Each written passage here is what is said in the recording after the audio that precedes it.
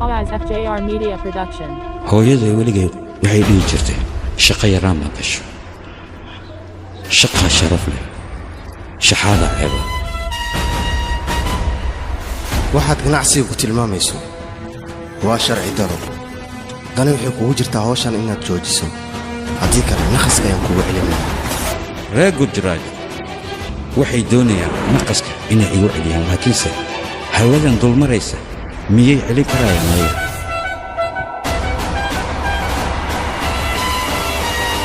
Alaz FJR Media Production. ganacsiga sidiisu aniga waxaan ogahay dhan waliba inuu ka saxan yahay laakiinse dadku waxay dhahaan ganacsiga qaar waa qalad aniga qaladkaasi ma muuqdo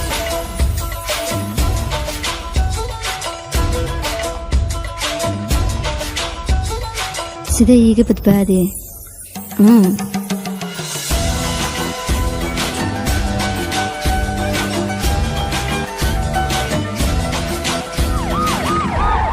duulitaankaada yuu dheeraanin haddii kalena dhexda ayaad ka kala go'aysaa haddii cabsi eegu jir lahayd inaan kala go'o abitey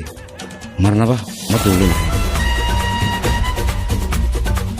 ninkan aniga i daba taagan waa inaad beddel ku samaysaa naataa u beddel maalmahan nacnaciisa ayaa igu badan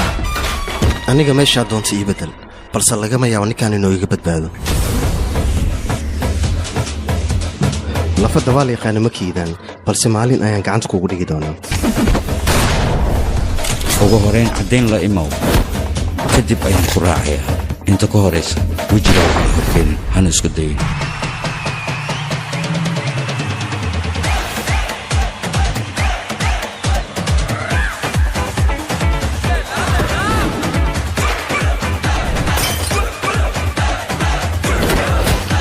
lafaha aad ku dabaalanayso haddii ay qalooc ku jiraan waad quusaysaa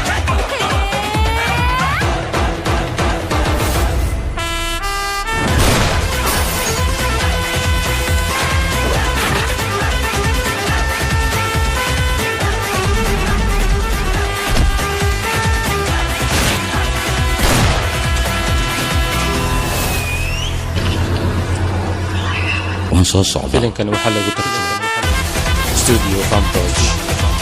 Mogadishu